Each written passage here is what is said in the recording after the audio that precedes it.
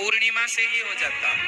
पूर्णिमा से अमावस्या तक 16 दिन का श्राद्ध होता।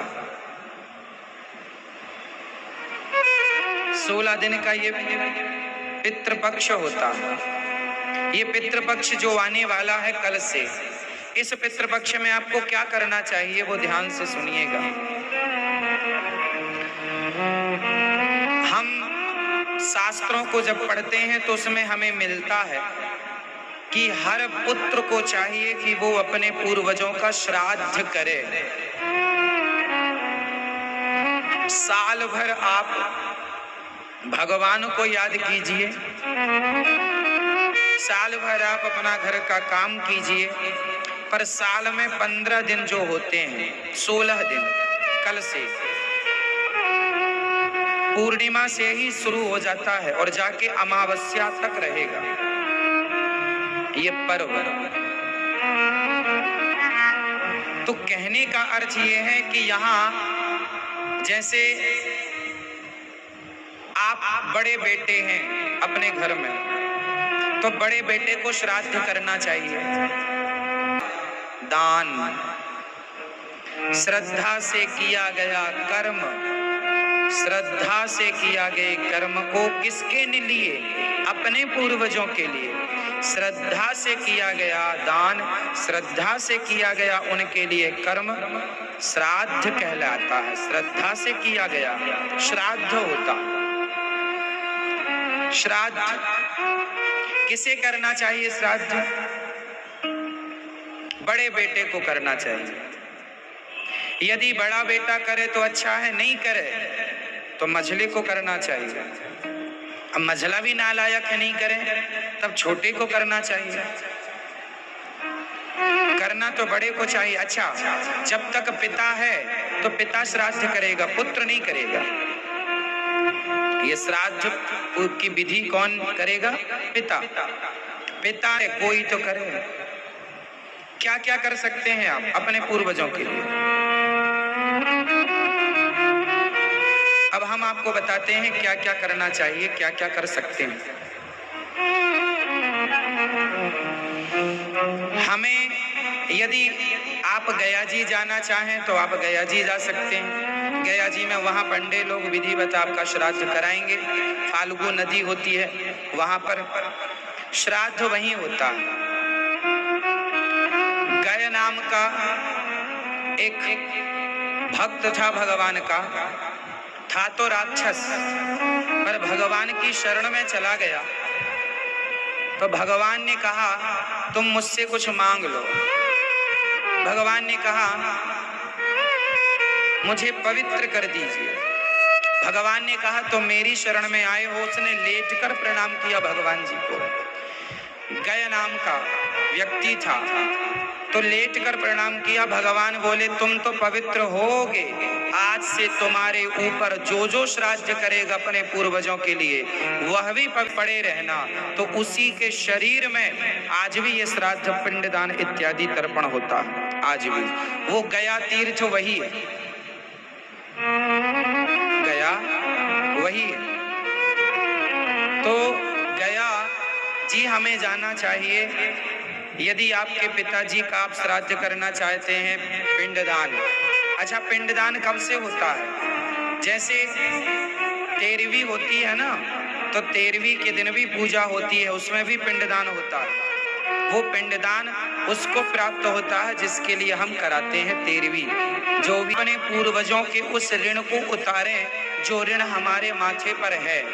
अब कोई पिंडदान ना कर पाए, कोई गया जी जाने का पैसा ना हो, पिंडदान करने का खर्चा ना हो, माना कि कोई बहुत गरीब है, माना कि कोई बहुत गरीब है, तो वो कैसे पिंडदान करे?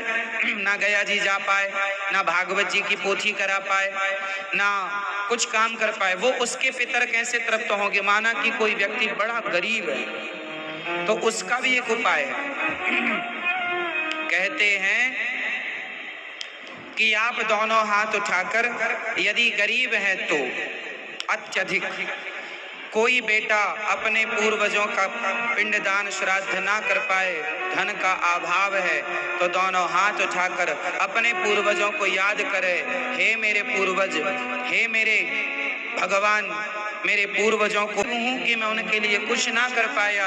आप अपने पूर्वजों से प्रार्थना करिए कि भगवान से प्रार्थना करिए मेरे पूर्वजों को सदगति दें। और प्रार्थना करते करते यदि कोई दो आंसू बहा देता है तो वो आंसू ही पिंड बन करके उन्हें प्राप्त हो जाते हैं, उससे ही उनकी सदगति हो जाती है।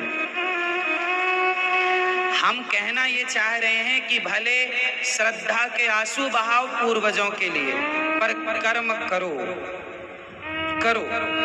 करना चाहिए।